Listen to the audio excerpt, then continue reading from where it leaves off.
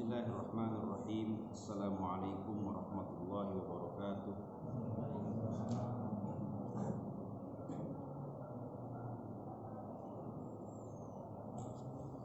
Alhamdulillahirabbil alamin wal 'aqibatu lil muttaqin wa la 'udwana illa 'alal zalimin. Ashhadu an la ilaha illallah wahdahu la syarika lah wa ashhadu anna sayyidana Muhammadan 'abduhu wa rasuluh. Allahumma salli wa sallim wa barik ala sayyidina Muhammad wa ala alihi wa ashabihi wa man jahada fi sabilihi hatta yaumiddin, amma ba'd. Fayaqulullahu ta'ala fil Qur'anil Karim, a'udzu billahi minasy syaithanir rajim. Bismillahirrahmanirrahim. Wa amma man a'ta wattaqa wa saddaqa bil husna fasanuyassiruhu lil yusra. Wa qala Rasulullah sallallahu alaihi wasallam, furida zakatul fitri min ramadhana 'alan nasi sa'an min tamarin ila akhirih. Sadaqallah wa sadaqa Rasulullah sallallahu alaihi wasallam. Shaimin, shaimat, jamaah salat subuh Masjid Al-Fauzin, bapak-bapak, ibu-ibu yang insya Allah senantiasa ditambahkan keberkahan, ditambahkan kebahagiaan, dan ditambahkan kenikmatan oleh Allah Subhanahu wa Ta'ala. Alhamdulillah, pada Ramadan hari keberapa ya? Hari 20 ya? Saya kira masih hari ke-17 ya. Alhamdulillah, kita masih diberikan kesehatan oleh Allah Subhanahu wa Ta'ala, dan kita senantiasa berharap semoga amal ibadah Ramadan yang telah kita lakukan Allah Subhanahu wa Ta'ala terima, dan Allah jadikan sebagai salah satu asbab yang memudahkan kita semuanya masuk ke dalam surganya Allah Subhanahu wa Ta'ala. Pak Kiainya sebelah mana ya? Ustaz Saifuddin, Pak Kiai Abdurrahim. Oh, mengikuti ya. Saya kira hadir di sini. Kalau ada ulama di sini, lebih baik ulama yang mengisi.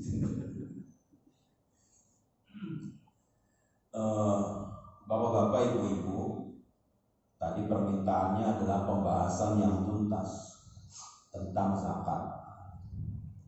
Kalau saya melihat dari sudut pandang keilmuan, kajian tentang zakat ini juga sebenarnya panjang sekali kalau ditinjau dari segi fikih. Karena jika kita melihat, kalau kita melihat bahasan di dalam kitab-kitab fikih itu, pembahasannya lumayan panjang. Bahkan Syekh Yusuf Qaradawi menulis disertasi tentang zakat itu dalam satu buku yang cukup tebal. Itu kalau diterjemahkan jumlah halamannya menjadi 1000 halaman kurang lebih. Itu disertasi. Kalau bahasa Arabnya yang mungkin sekitar 600 halaman, diterjemahkan di dalam bahasa Indonesia menjadi 1200 halaman. Artinya cukup panjang pembahasan tentang zakat dari berbagai macam mazhab, terutama mazhab fikih yang 4, dari mazhab Maliki, mazhab Hanafi, mazhab Syafi'i, dan mazhab Hambali. Nah, sedangkan kita punya waktu hanya sampai jam 6. Kalau diteruskan, saya haus lama-lama. Pembahasan yang begitu panjang, tapi ini kita poin-poin penting saja. Banyak hal yang perlu kita ketahui terkait dengan zakat, terutama zakatul fitri. Kalau ditanya tentang apa definisi zakatul fitri, para ulama khususnya dalam mazhab Syafi'i, mazhab yang saya ikuti, yang saya ambil, mendefinisikan mazhab zakatul fitri itu sebagai qadrun muayyanun minal mal, sebagai batasan tertentu dari harta yang dimiliki, yajibu ikhrajuhu inda ghurubi syamsi akhir yaumin min ayyami Ramadan, yang wajib dikeluarkan pada saat terbenamnya matahari di hari terakhir bulan Ramadan bisyurutin muayyanatin, dengan syarat-syarat tertentu, an kulli mukallafin wa man talzimuhu nafqatuhu, ya, dari orang yang dibebankan secara hukum dan juga dari orang yang wajib ditanggung nafkahnya. Nah, itu pengertian dari zakatul fitri. Ada kira-kira beberapa unsur yang disebut di situ. Yang pertama, inda ghurubis syamsi akhir yaumin min ayyami Ramadan. Itu yang pertama, bahwa yang namanya zakatul fitri itu dikeluarkan pada saat matahari tenggelam di hari terakhir bulan Ramadan. Kemudian yang kedua, bisyurutin muayyanatin, dengan syarat-syarat tertentu. Lalu variabel yang ketiga adalah an kulli mukallafin wa man talzimuhu nafqatuhu, dari orang yang dibebankan secara syariat dan juga orang yang ditanggung beban nafkahnya. Nah, ini penjelasan fikihnya seperti itu dalam pandangan mazhab Syafi'i. Zakat itu bukan cuma sekedar mengeluarkan harta, tetapi ada pesan-pesan moral di balik zakat. Pesan moralnya disebutkan di dalam Al-Quran surat Al-Baqarah ayat 266. Allah mengatakan, masalul ladzina yunfiquna amwalahum fi sabilillah kamasali habbatin anbatat sab'a sanabila fi kulli sumbulatin mi'atu habbah. Perumpamaan orang yang membelanjakan atau menghabiskan hartanya di jalan Allah itu seperti perumpamaan orang yang menanam biji di 7 lubang, dan dari setiap lubang itu tumbuh pohon dengan 100 cabang. Nah, itu hikmah yang pertama, bahwa zakat itu mengingatkan kita pada dasarnya harta itu bukan milik kita. Jadi kita ini cuma ketitipan atau mendapatkan amanah dari Allah Subhanahu wa Ta'ala untuk mengelola harta yang Allah berikan di jalan yang benar, dengan cara yang benar. Meskipun di dalam syariat dijelaskan bahwa di antara tujuan diturunkannya syariat itu adalah untuk menjaga harta atau memelihara harta. Imam Asy-Syatibi mengatakan di dalam kitabnya Al-Muwafaqat fi Ushulil Ahkam, beliau mengatakan bahwa syariat itu diturunkan untuk 5 tujuan. Yang pertama, lihifdziddin, untuk memelihara atau menjaga keyakinan beragama. Jadi syariat itu turun untuk menjaga keyakinan akidah. Bahkan bukan hanya agama kita, syariat itu juga diturunkan untuk melindungi keberadaan agama lain. Karena itu di dalam surat Al-Hajj ayat 40 Allah menyebutkan secara jelas perlindungan terhadap rumah-rumah ibadah agama lain. Saya kira ini hanya Al-Quran yang secara tegas menjelaskan bahwa Al-Quran memberikan jaminan perlindungan kepada rumah ibadah agama lain. Falaula dafqullahi nasa ba'dahum ala ba'din lahuddimat sawami'u wa bi'u wa salawatun wa masajidul yudhkaru fiha ismullah. Kalau saja Allah tidak menahan kezaliman tangan manusia terhadap yang lainnya, pastilah biara-biara, sinagog-sinagog, gereja-gereja dan masjid-masjid yang disebutkan nama Allah di dalamnya itu sudah dihancurkan. Jadi jelas sekali Allah Subhanahu wa Ta'ala menyebutkan perlindungan terhadap rumah-rumah ibadah agama lain. Jadi kalau kita mendengar peristiwa teror bom terhadap gereja, saya yakin itu tidak dilakukan oleh orang yang punya pemahaman terhadap Quran. Kenapa saya punya keyakinan seperti itu? Karena ayat Al-Quran surat Al-Hajj ayat 40 sangat jelas sekali mengatakan perlindungan terhadap rumah ibadah agama lain.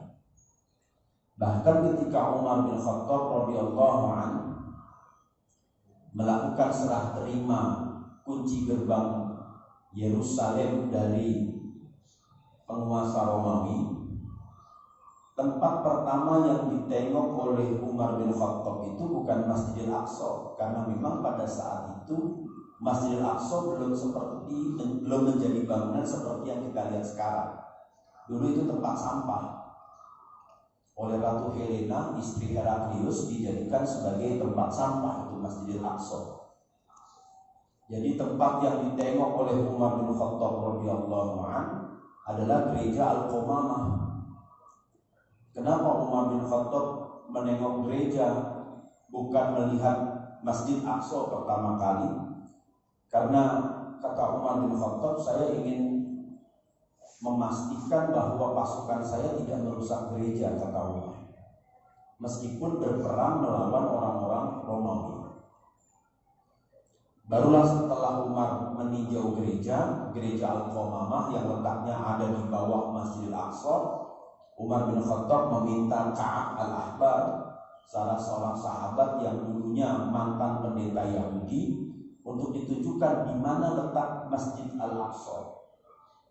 Nah, kemudian Ka'ab al-Ahbar menunjukkan tempatnya, dan di situ memang belum ada Dome of the Rock, baru ada batu yang menganga yang ke arah langit itu, yang diyakini batu itu merupakan tempat Rasulullah SAW melaksanakan Mi'raj.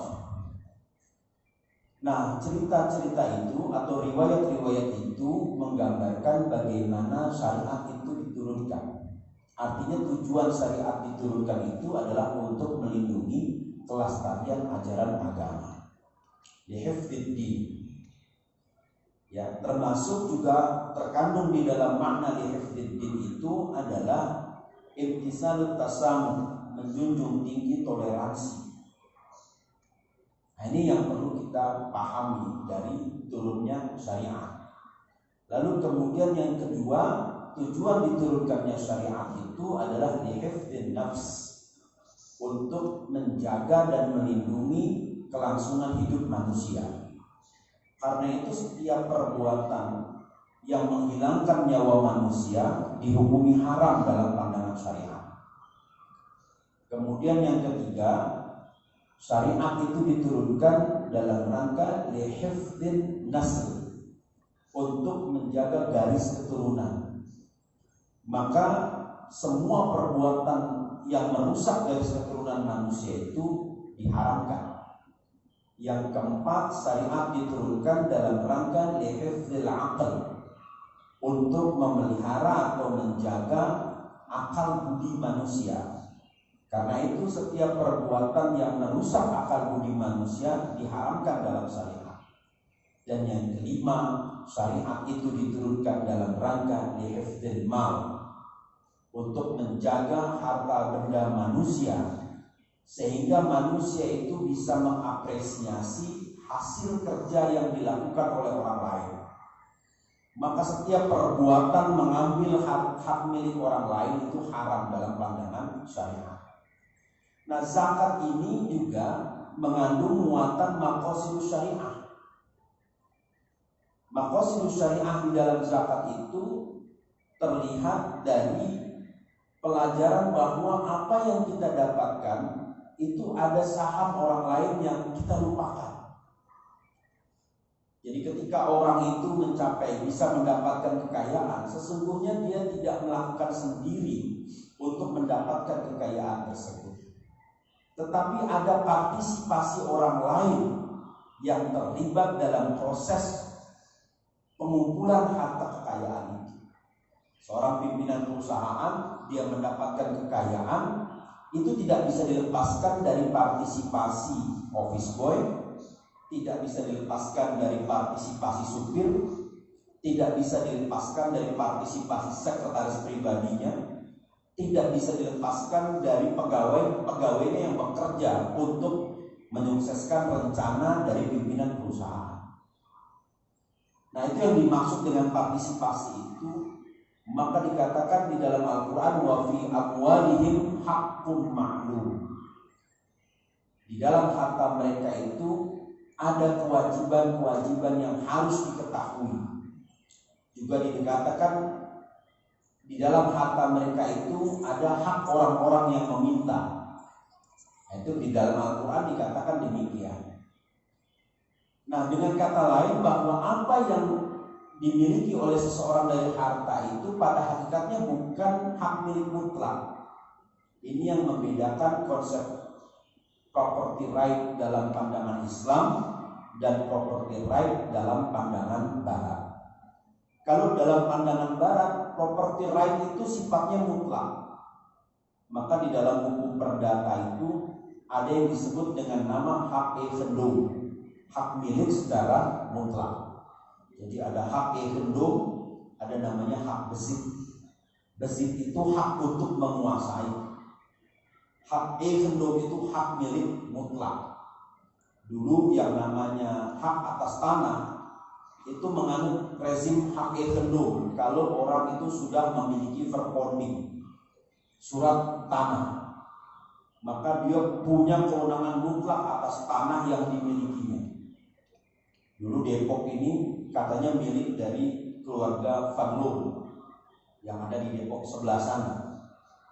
Nah, Van Loon itu mempunyai verponding yang cukup besar dan cukup luas, sampai masuk ke daerah Bedahan. Itu ada verpondingnya milik Van Loon, tapi masih kalah luas dengan milik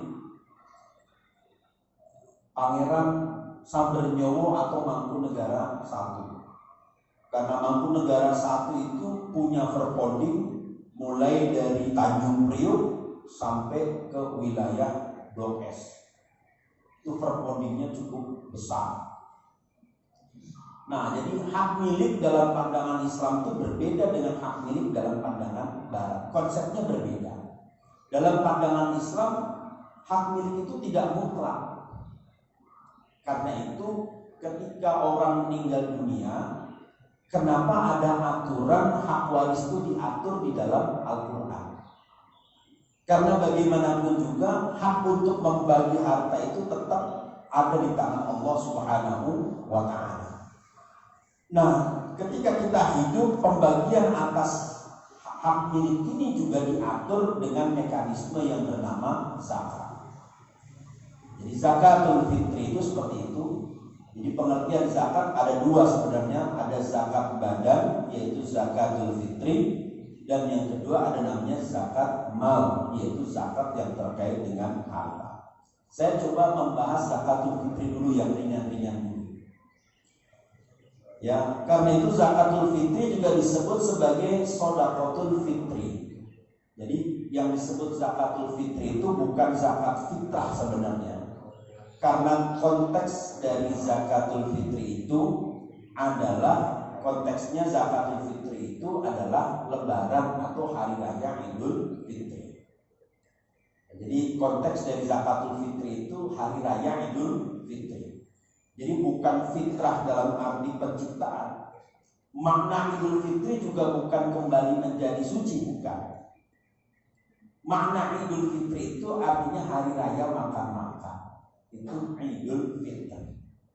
Jadi kalau dikatakan Idul Fitri itu artinya kembali lagi makan. Karena selama 1 bulan kita dilarang makan pada waktu siang hari, begitu datang 1 Syawal kita dibolehkan makan siang hari. Karena itu haram hukumnya puasa pada tanggal 1 Syawal. Jadi yang disebut kembali kepada fitri itu bukan menjadi suci, bukan. Nabi mengatakan memang bahwa orang yang berpuasa itu kharaja min dambihi kayaumin waladathu ummuh. Orang yang sudah melaksanakan puasa Ramadan itu dia akan keluar dari dosanya seperti dia lahir dari perut ibunya. Itu bukan berarti dia kembali suci. Artinya dia diampuni oleh Allah Subhanahu wa Ta'ala. Bukan kembali kemudian suci bersih, karena tidak ada manusia yang suci selain dari Nabi. Kalau Nabi itu jelas sekali di dalam Al-Quran, Allah Subhanahu wa Ta'ala ampuni dosanya sebelum dan sesudahnya.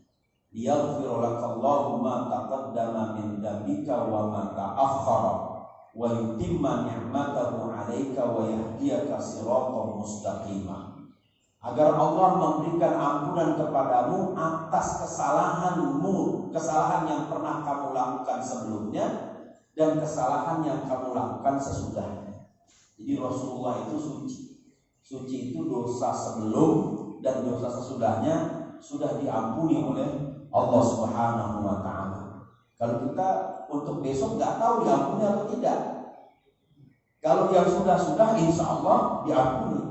Tapi yang akan datang kita nggak tahu.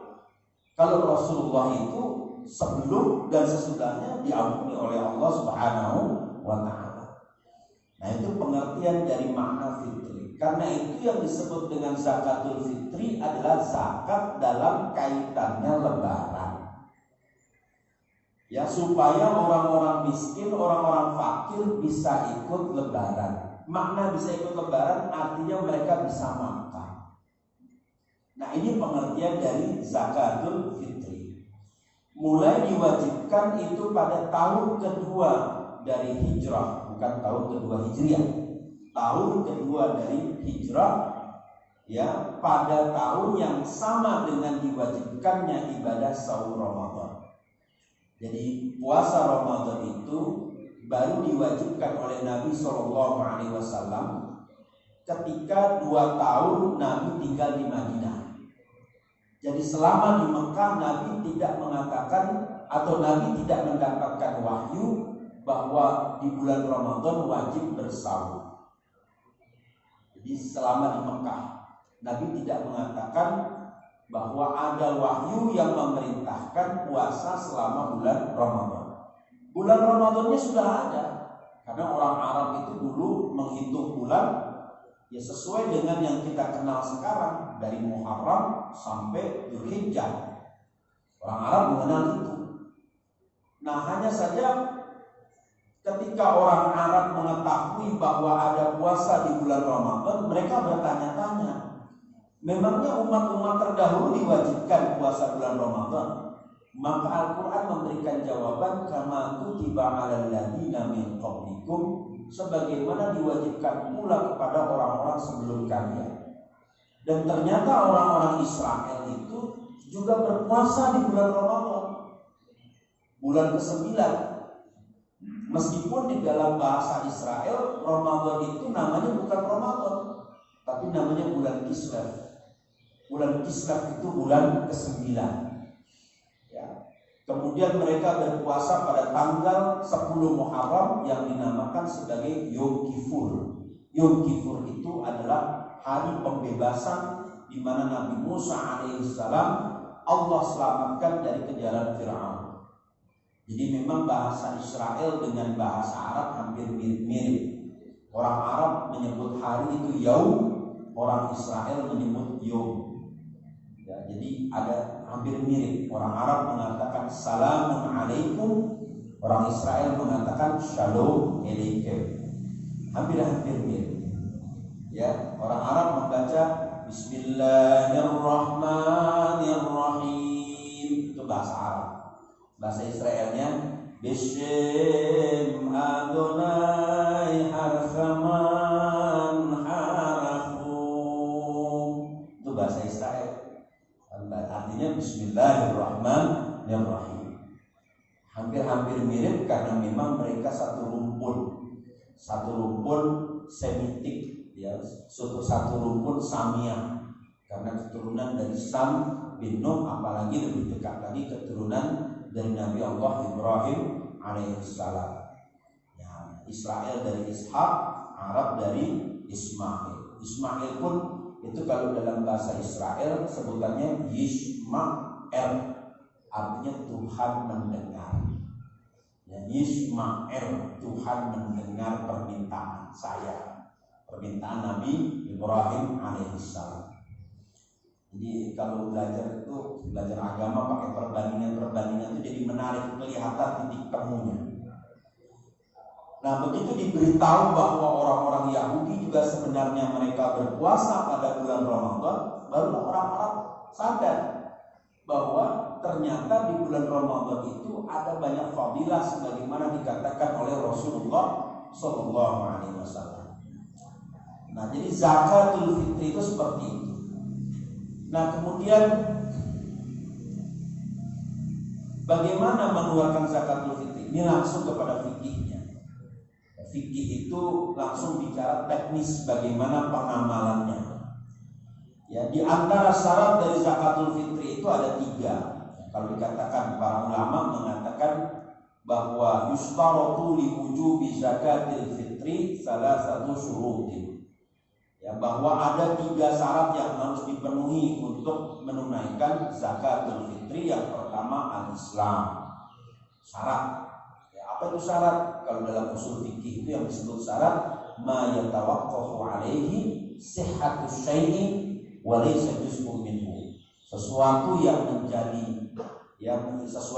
menjadi syarat sahnya satu perbuatan, tapi dia bukan bagian dari perbuatan itu. Itu namanya syarat. Ya, syarat itu adalah variabel penting sahnya satu perbuatan meskipun dia bukan bagian dari perbuatan itu.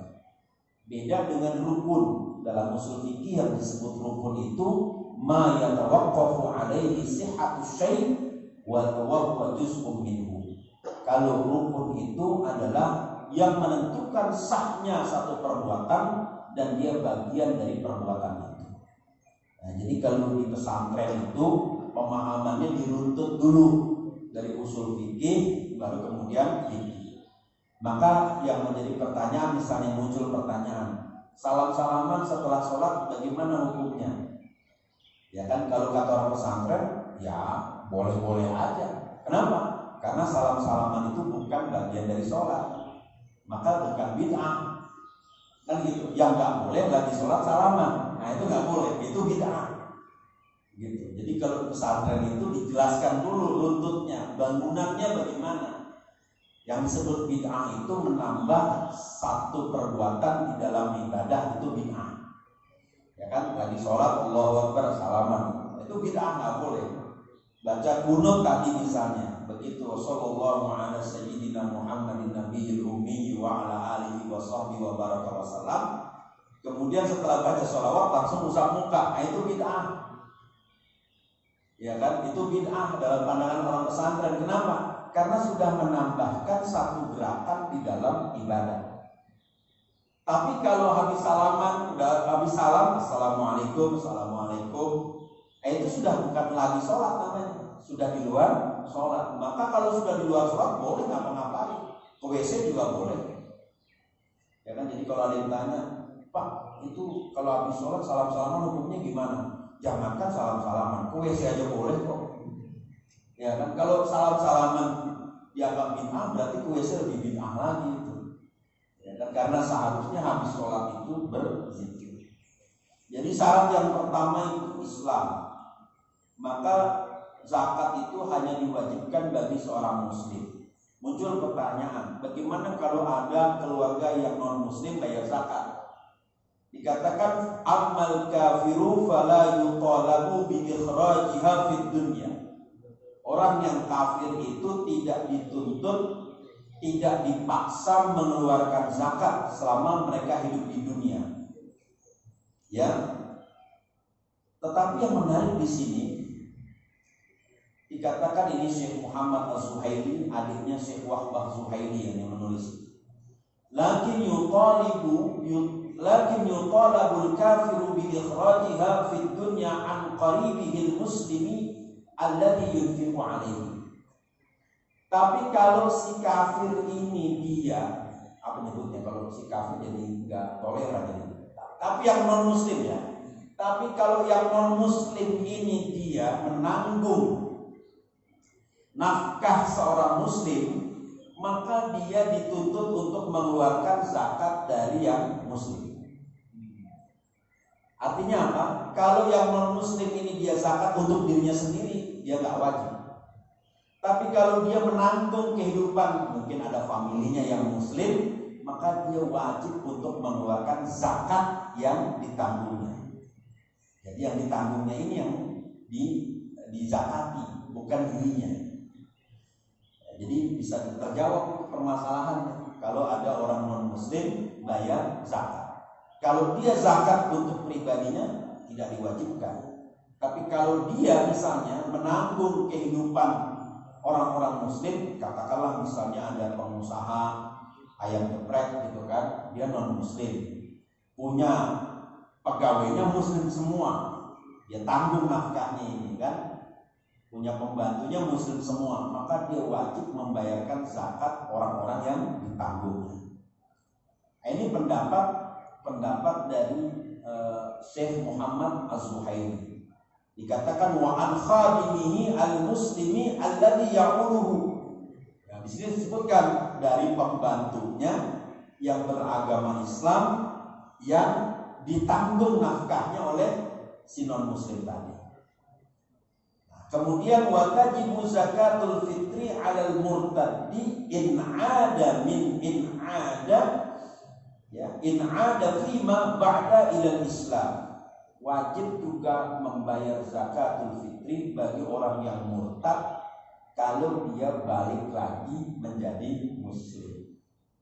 Nah, itu repotnya kalau orang murtad, tadinya muslim, keluar masuk muslim lagi, itu dia wajib mengqadha semua ibadah yang ditinggalkannya selama dia tidak menjadi muslim.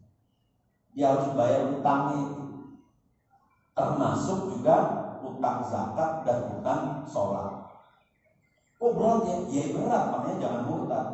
Gampang aja kan gitu. Makanya jangan keluar dari Islam. Kalau keluar dari Islam ya begitu. Selama dia meninggalkan ajaran Islam, ketika dia balik, wajib dia mengqadha semua kewajiban yang dia tinggalkan selama dia menjadi non muslim. Nah, ternyata persoalan zakat ini kok nyinggungnya banyak hal. Nah, ini artinya syariat Islam ini tidak satu dimensi, tapi dia multi dimensi. Jadi persoalan zakat ini bukan sekadar persoalan bawa beras datang ke masjid selesai. Enggak sih. Maka harus ada dewan syariah yang memberikan pandangan-pandangan tentang fikih zakat. Karena zakat ini bukan sekadar donasi. Ada unsur ibadah di situ. Bahkan kalau di dalam mazhab Syafi'i itu ada namanya ijab qabul ketika kita menyerahkan atau menyerahkan zakat. Ada ijab qabulnya itu. Ya kan, jadi bukan cuma sekedar transfer norek sekian 008 157 000 3 kali misalnya kan langsung udah saya udah bayar zakat. Sementara yang dikirim nggak tahu ini apa ini. Ya kan?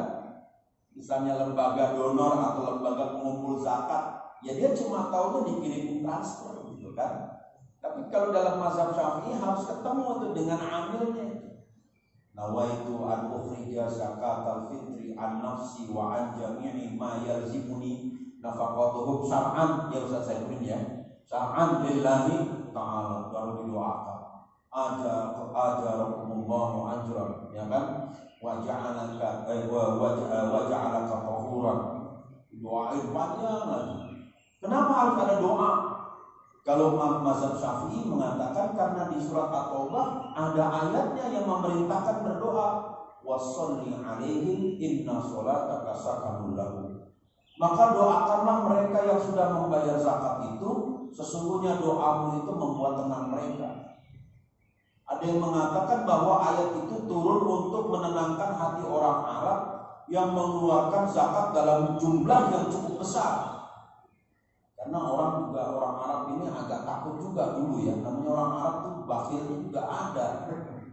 Orang Arab itu bakhilnya ada juga. Jadi ketika mereka diperintahkan berzakat itu mikir-mikir.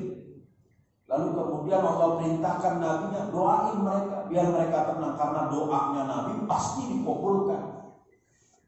Maka setelah mereka sadar dengan keutamaan berzakat, orang Arab itu Masya Allah bersedekah berlomba-lomba mereka bersedekah. Apalagi di bulan Ramadan seperti ini. Jadi Islam yang pertama. Yang kedua, syarat yang kedua adalah al-waqt, waktu. Ya, jadi kalau dalam fikih mazhab Syafi'i itu waktu zakatul fitri adalah pada saat terbenamnya matahari di hari terakhir bulan Ramadan atau pada malam Lailatul Aid.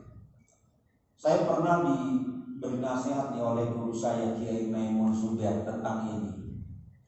Jadi ada tradisi di masyarakat Pantura, Jawa Tengah, mulai dari Pati sampai ke Rembang itu orang kalau zakat itu datang ke rumah fakir miskin bawa beras. Jadi kalau kata Kiai Maimun Zubair, guru saya, beliau mengatakan ya harus begitu karena dulu Kanjeng Nabi begitu, ya kan, ngasih langsung ke fakir miskin, katanya kan. Nah, ini memang ada perdebatan karena ada yang berpendapat kalau model seperti itu tidak terdistribusi dengan baik, ya kan, karena bisa jadi orang hanya menyerahkan zakatul fitri kepada orang-orang miskin yang dia kenal, sementara yang nggak dikenal itu justru nggak kebagian. Ada yang berpendapat begitu, tapi itu ikhtilaf, itu biasa. Ya, hanya di dalam fikih memang disebutkan diberikan kepada fakir miskin itu pada malam Idul Fitri.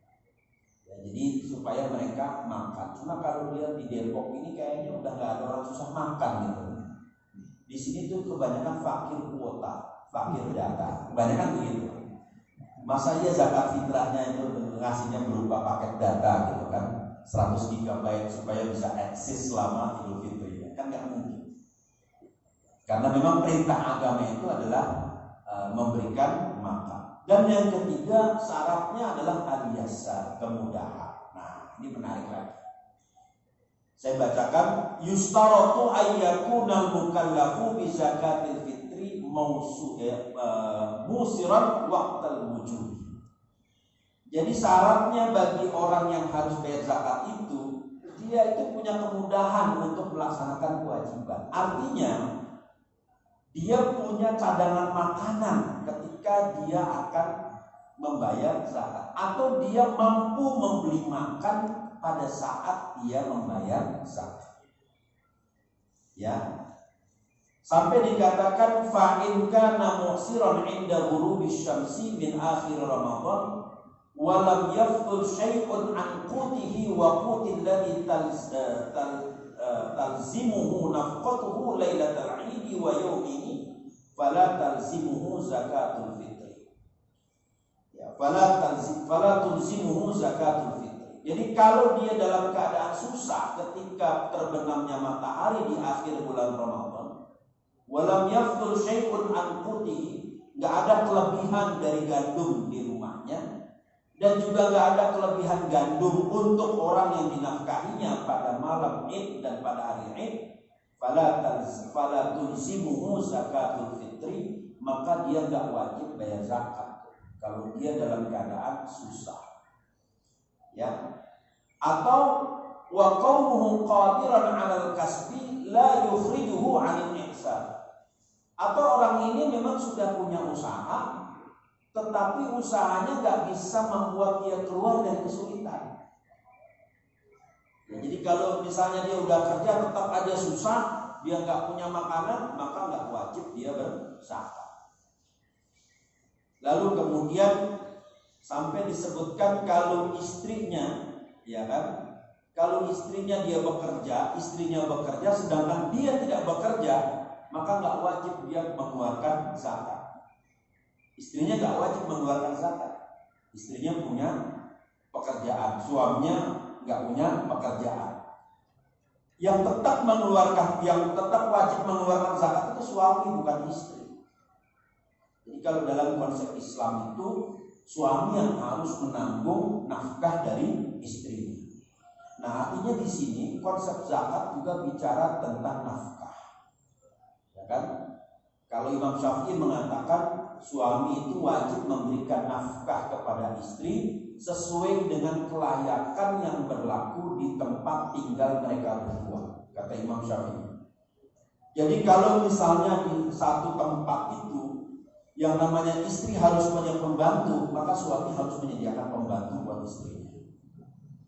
Ada orang yang saking dia pengen ngamalin sunnah nggak mau punya pembantu. Rasulullah dulu sendirian, apa-apa sendiri. Istri Rasulullah juga apa-apa sendiri, nggak pakai pembantu. Kita hidup sesuai dengan sunnah. Akhirnya istrinya sering keguguran, ya kan? Nah, ini zalim. Kalau dalam pandangan Imam Syafi'i, tindakan seperti itu zalim. Padahal dia mampu membayar seorang pembantu yang bisa membantu tugas-tugas istrinya.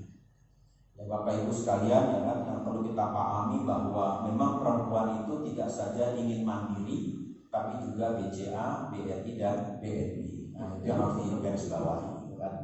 Jadi bukan cuma dia ingin mandiri, dan juga BSI, Bank Syariah Indonesia. Jadi bukan cuma mandiri. Nah, ini zakat ini terkait dengan persoalan nafkah. Nah, kemudian dikatakan wala yustaratu fil yasari ayyakuna mimma indahu fadilan an dainihi. Tidak disyaratkan ya di dalam kaitannya dengan kemudahan untuk membayar zakat orang ini punya kelebihan utang. Ya. Sawa'un kana dainu li adamiyyin aw lillahi ta'ala. Apakah itu utang kepada manusia atau utang kepada Allah? Wa zakatul fitri muqaddimatun 'ala duyuni. Zakat fitrah itu didahulukan dari membayar utang. Jadi zakatul fitri itu didahulukan dari membayar utang. Ya, kenapa? Di an-daina la yumna'u ya, la yamna'u nafqataz zaujati wal qaribi fala yamna'u ijab al-fitrah. Karena yang namanya utang itu tidak menghalangi memberikan nafkah kepada istri, tidak menghalangi nafkah kepada keluarga dekat, dan juga tidak menghalangi wajibnya zakatul fitr. Jadi walaupun punya utang, dia harus bayar zakat. Karena utang ini tidak menghalangi orang untuk memberikan nafkah. Nah, nafkah itu diberikan karena tiga. Pertama, nafkah itu diberikan karena sebab nasab. Jadi kita wajib memberikan nafkah karena alasan nasab. Para ulama mengatakan yang pertama kali harus diberikan nafkah adalah ibu, bapak, baru istri. Ya, ini kalau dalam fikih, ibu, bapak, dan istri. Nah, ada yang mengatakan bapak dulu, baru ibu, baru istri. Ini karena persoalan nasab. Jadi yang nasab ini bapak, ibu, lalu kemudian anak. Nah, kemudian nafkah itu diberikan karena sebab musyawarah atau sebab perkawinan. Ya, istri itu wajib diberi nafkah karena sebab perkawinan. Jadi karena nasab, karena perkawinan, dan yang ketiga karena qorobah, karena kedekatan keluarga. Maka memberikan nafkah kepada keluarga yang susah itu wajib. Kita punya ponakan susah, itu harus diberi nafkah. Kita punya sepupu susah, itu harus diberi nafkah. Jadi setelah orang terdekat selesai, maka yang agak jauh dari keluarga kita itu yang wajib diberikan nafkah. Nah, ini juga kaitannya nanti dengan zakat. Jadi orang-orang yang diberi nafkah itulah yang kita keluarkan zakatnya. Wa fi amwalihim haqqun lis-sa'ili wal mahrum, katanya kan. Di harta mereka itu ada hak bagi orang-orang yang meminta dan orang-orang yang terdekat. Wa fi amwalihim haqqul lis-sa'ili wal mahrum. Nah, inilah Islam mengajarkan keadilan sosial dan pemerataan. Jadi ada kepedulian terutama terhadap qorobah, terhadap keluarga dekat. Karena Rasulullah SAW membiasakan atau melestarikan kebiasaan Sayyidah Khadijah yang selalu memberi makan keluarganya setiap hari Jumat. Maka ada istilah sedekah hari Jumat. Nah, itu ditradisikan atau merupakan sunnah dari istri Rasulullah SAW, Sayyidah Khadijah. Jadi setiap Jumat dia memotong berapa ekor kambing, dimasak marak tuh. Ya kan, marak ya Pak Ustadz ya, marak ya kan, dimasak sayur kambing itu kemudian dibagi-bagikan kepada keluarganya. Jadi karena dulu itu susah makan, maka yang namanya diberi makan itu orang zaman dulu senangnya bukan main. Nah, para sahabat itu makan zaman dulu, kata Aisyah radhiyallahu anha, para sahabat itu makan sehari sekali. Maka Aisyah mengatakan awwalu bid'atin fa'alahan nasu, ya kan, al-aklu marrataini fi yaumin. Jadi bid'ah yang pertama kali dilakukan oleh orang-orang di Madinah setelah Rasulullah wafat itu makan sehari 2 kali. Jadi bid'ah yang pertama kali dilakukan itu makan sehari 2 kali. Jadi kalau makan sehari 2 kali bid'ah, 3 kali sesat. Ya, para sahabat itu makan sehari 2 kali. Berapa takarannya? Kalau Umar bin Khattab mengatakan sebagaimana riwayat Imam Al-Ghazali, Umar bin Khattab makan segenggam gandum ini untuk 7 hari. Segenggam gandum untuk 7 hari. Maka para sahabat perutnya rata-rata. Rasulullah itu rata. Ini saya nggak nyunah, perut saya gede. Gitu kan? Karena ciri penduduk surga perutnya kecil-kecil. Gitu kan? Berarti saya nggak masuk surga, bukan begitu? Ya, karena Rasulullah dan sahabat itu perutnya rata. Karena makan itu mereka jarang makan.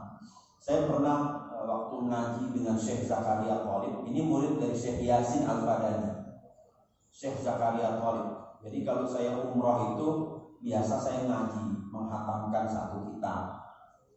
Datang ke rumah beliau di Syarif Sitin. Datang ke sana, ngaji ke beliau, menghatamkan arba'in. Nanti kalau habis hatam itu makan nasi bukhori. Jadi kalau saya candanya begini, Syekh, ini kalau di Indonesia bukhori dibaca, di sini dimakan, gitu kan? Nasi bukhori. Masya Allah, nikmat banget. Ngebayanginnya susah, kan? Karena lagi puasa gitu ya. Ngebayangin nasi bukhori.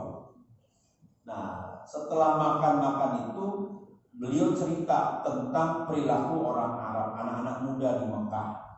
Jadi beliau prihatin melihat anak-anak muda di Mekah, orang-orang Arab itu yang sekarang pola makannya gak terkendali. Apalagi kalau datang ke Al-Bait. Ya kan, datang ke Al-Bait. Orang Indonesia itu saking senangnya ke Al-Bait, talbiyahnya lupa. Al-Bait, Allahumma Al-Bait. Gitu. Itu orang Indonesia. Saking senangnya dengan Al-Bait, itu makan 1 orang setengah meja ini porsinya. Ya Allah, ini kalau orang Jawa badok namanya, kan bukan makan lagi. Ya, setengah meja itu 1 orang. Buat orang Arab, kita buat 3 orang.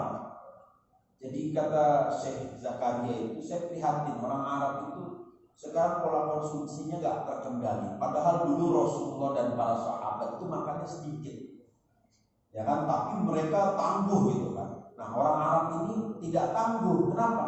Karena sudah terlena dengan kenikmatan dunia, yaitu kenikmatan makan. Kalau di Al-Bait itu ya Allah makan banyak betul. Nggak ada orang Arab itu makan sedikit, itu nggak ada. Saya pernah disajikan itu datang ke rumah teman di Madinah itu makanan maklubah. Masya Allah gitu kan. Ini pagi-pagi ini ngomong makan ya. Maklubah. 1 nampan itu disuruh habiskan berempat. Kita orang Indonesia ini perutnya kan kecil-kecil. Saya bilang, ya Sidi, yang bakni Asiawi, ya perut kita ini perut Asia. Ya katanya, terus katanya kan, anak tuh makan terus. Waduh, saya juga gak sanggup. Orang Arab segitu 1 nampan berdua. Nah itu yang diprihatinkan kan. Jadi orang-orang Arab ini kenapa ya, sudah jauh dari pola hidup seperti Rasulullah dan para sahabat.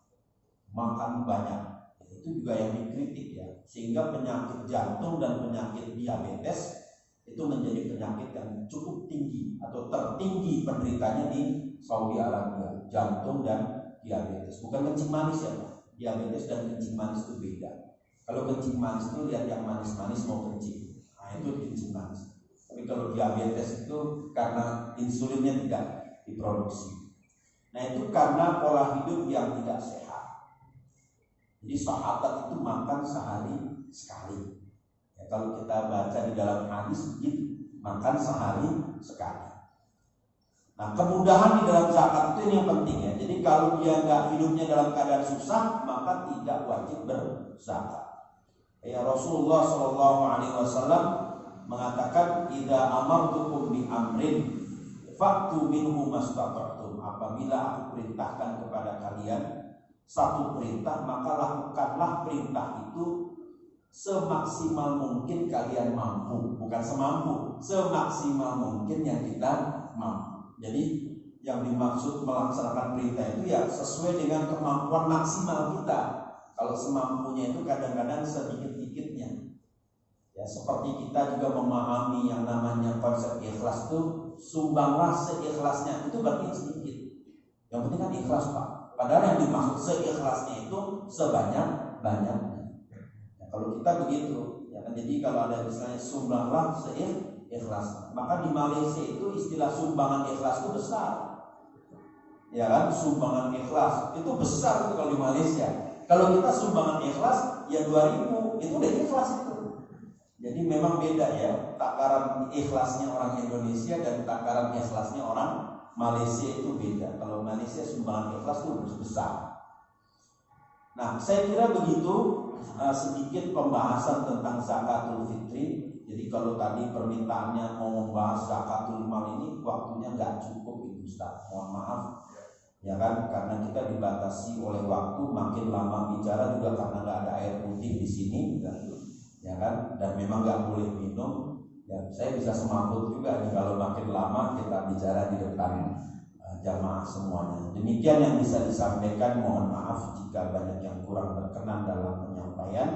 Hadanallahu wa iyyakum ajma'in. Wa ma taufiqi illa billah, alaihi tawakkaltu wa ilaihi unib. Saya kembalikan kepada Ustaz Haji Saifuddin. Baik, terima kasih Ustaz atas pembahasan yang telah disampaikan mengenai zakat. Yang memang benar bahwa mengenai zakat ini tidak cukup waktu yang relatif singkat ini, tapi paling tidak tadi sudah lahir berlaku dulu, Ustaz. Tidak ada yang ditinggalkan, tidak boleh ada yang ditinggalkan.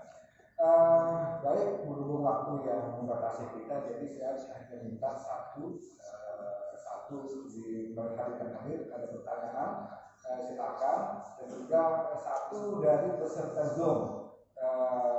Silakan, barangkali biasa Pak Mahrawi yang mengawali biasanya ini.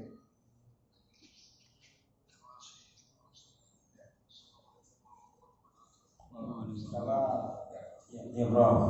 Profesor Mahrawi. Ya Prof, siap.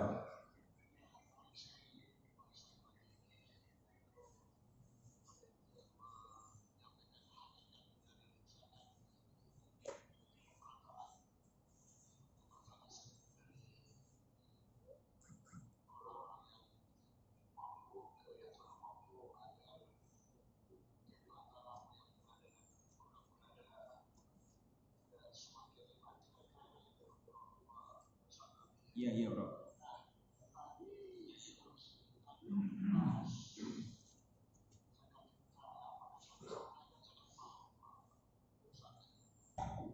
Silakan Bro.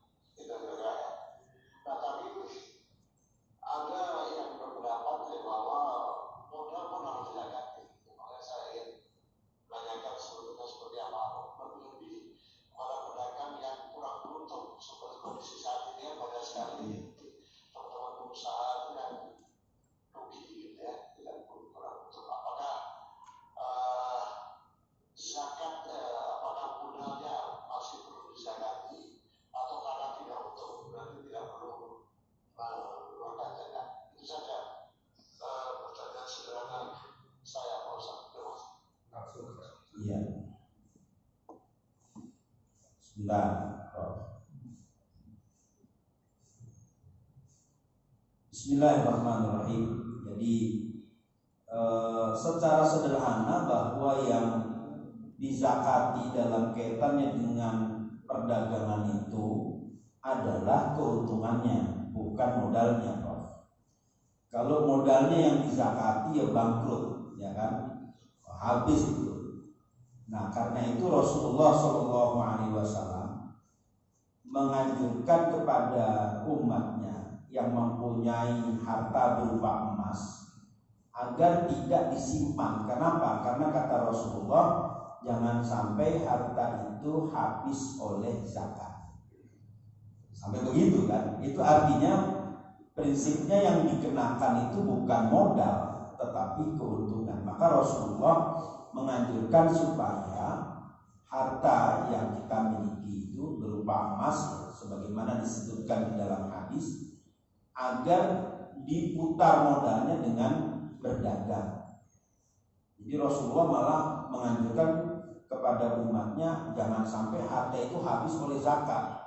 Ini kan kita bicara modal kalau begitu. Ya gimana? Suaranya nggak jelas, Bro. Ya, jadi jangan sampai harta itu kata Rasulullah habis oleh zakat. Jadi ini ada satu hadis yang disampaikan oleh Rasulullah SAW melalui Abu Hurairah radhiyallahu taala anhu. Nah, artinya Rasulullah justru menganjurkan supaya harta itu diputar, modalnya itu diputar dengan berdagang, sehingga dengan dari perdagangan itu orang bisa membayar zakat. Artinya dari penjelasan itu, Prof, yang bisa dipahami adalah bahwa yang dizakatkan itu adalah keuntungan. Nah, tetapi ada syarat juga, keuntungan itu harus yang pertama memenuhi haul. Haul itu hitungan 1 tahun sejak usaha. Nah, kalau dalam 1 tahun itu dia tidak mendapatkan keuntungan, maka dia tidak wajib untuk menzakati. Ya, tidak wajib perdagangan itu dizakati kalau tidak ada keuntungan. Karena syaratnya itu kan haul dan adanya keuntungan. Nah, keuntungan itu kan dihitung setelah biaya-biaya dikeluarkan. Dan sederhananya begitu, Prof. Jadi biaya-biaya dikeluarkan, nah berarti ada ini kelebihan kan gitu. Ada kelebihan keuntungan. Nah, inilah yang kelebihan ini dizakati. Karena sesuai dengan makna dari zakat, zakat itu adalah pembayaran atas kelebihan harta. Ya, berarti kan tidak termasuk modal kan? Jadi harta yang bertambah. Jadi pertambahannya itulah yang dibayarkan. Kira-kira begitu, Prof, sederhananya seperti itu. Ya, sama-sama, Prof. Terima kasih Pak Bro, terima kasih Pak Ustaz. Silakan yang ada di majelis Pak Sukun. Assalamualaikum warahmatullahi wabarakatuh. Waalaikumsalam. Tadi terkait dengan zakat fitrah dan fitri yang dikeluarkan, termasuk orang-orang yang ditanggung. Sebentar. Dimintain. Gimana Pak? Ulang. Gimana Pak? Jadi terkait zakat fitrah yang dikeluarkan untuk diri pribadi termasuk orang-orang yang ditanggung. Selama ini pemahaman kami, orang yang ditanggung itu adalah istri dan anak. Itu selama ini kita pahami. Mereka tadi kata Ustaz termasuk mungkin membantu, atau mungkin tadi saya berpikir orang tua yang sudah tidak mampu lagi, itu tanggung kita. Jadi tadi Ustaz mengatakan bahwa itu termasuk yang kita keluarkan zakatnya. Nah, kalau misalkan yang kita tanggung ini memilih untuk zakat fitri sendiri, Ustaz, ini seperti apa bagusnya, Ustaz? Apa tetap kita keluarkan atau dibayar sendiri? Terima kasih. Baik.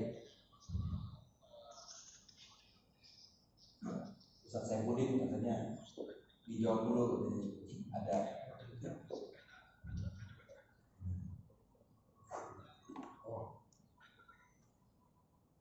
Saya jawab dulu ya sebentar. Saya jawab pertanyaan dulu di dalam ini. Waalaikumsalam ya Sidi. Waalaikumsalam ya Sidi. Aywa Sidi. Ahlan. Aywa, wadih jiddan. Wadih jiddan.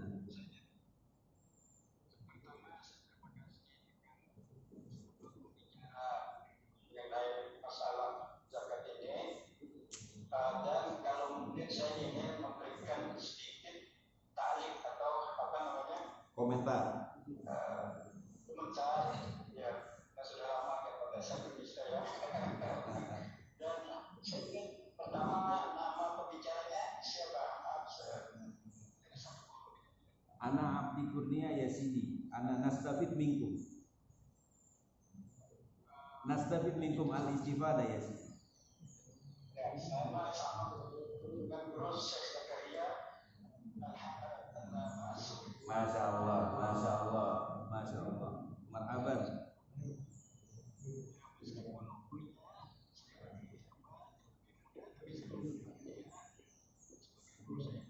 Oh, baik, baik. Begitu.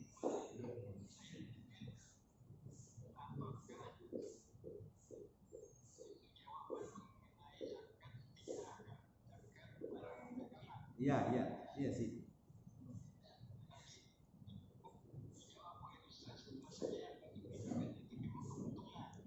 Iya sih. Iya sih.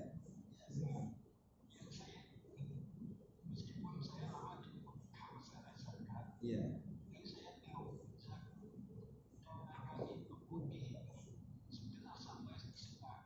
Oh iya.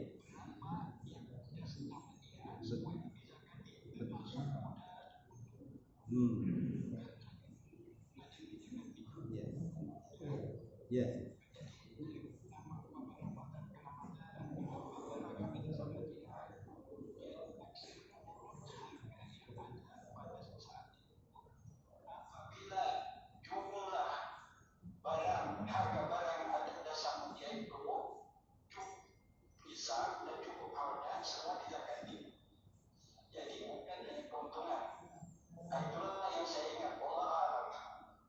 Syukran. Ya. Ya, syukran. Waalaikumsalam warahmatullahi wabarakatuh. Jadi itu komentar dari Mekah. Jadi begini, kalau yang diberikan nafkah itu ingin membayar zakat, ya sebenarnya tidak mengapa juga, tapi yang berkewajiban untuk mengeluarkan itu adalah yang menanggung nafkah itu tadi. Ya, jadi kalau dia mau mengeluarkan, hukumnya jadi sunnah buat dia. Tapi kita sebagai, katakanlah itu misalnya orang tua, gitu kan, orang tua dia mau mengeluarkan sendiri, itu hitungannya sedekah dia. Gitu kan. Hanya kita ini harus menggugurkan kewajiban kita. Jadi bukan berarti kalau misalnya katakanlah ibu kita ini dia udah bayar zakatul fitri. Ya, meskipun kita tahu ibu kita ini udah tua, nggak punya kerjaan lagi dan menjadi kewajiban kita untuk nabung, kita nggak bisa mengatakan ya sudah saya nggak usah zakat lagi karena ibu saya sudah zakat. Tetap kita keluarkan zakatnya. Tetap kita keluarkan zakatnya sebagai bentuk tanggung jawab kita. Nanti kalau di yaumul kiamah kita ditanya, apakah kita sudah menafkahi orang tua kita bisa jawab, sudah ya Allah saya sudah keluarkan itu zakatnya. Nah sedangkan buat ibu kita itu misalnya, yang kalau dia sudah mengeluarkan zakat, itu jadi sunnah buat dia itu. Pahalanya dia juga dapat pahala itu. Kita dapat pahala karena mengeluarkan, ya kan, menanggung nafkah dari ibu kita. Ibu kita yang sudah sedekah dia juga dapat pahala. Mana qasamalun bisodakotin, tidak berkurang harta dengan sedekah. Wallahu a'lam. Baik, Ustaz, terima kasih. Mudah-mudahan terjawab ya Pak Syukur. Satu lagi Ustaz, ini dari chat. Ini mengatakan bahwa Ustaz, saya ingin bertanya, apakah bila kita punya saham dan apartemen atau punya rumah yang disewakan, haruskah saham dan rumah apartemen itu harus dizakati? Oh jelas harus dizakati. Harus dizakati.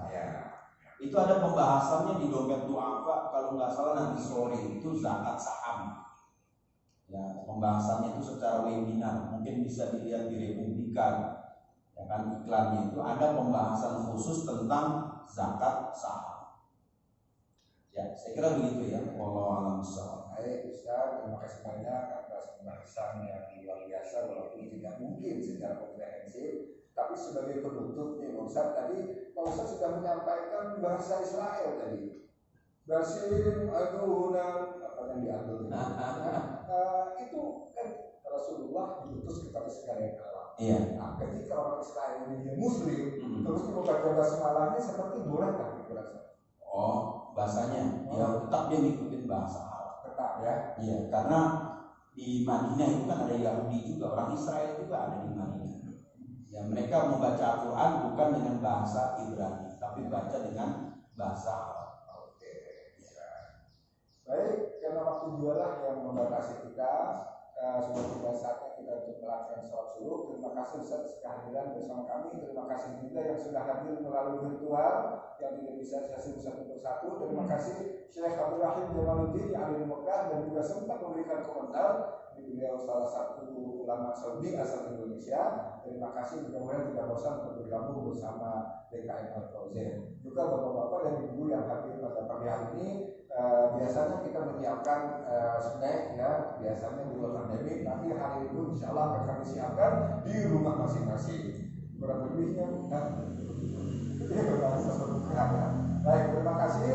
Kurang lebihnya mohon maafkan. Wallahul muwaffiq ila aqwamit thoriq. Wassalamualaikum warahmatullahi wabarakatuh. Waalaikumsalam warahmatullahi wabarakatuh.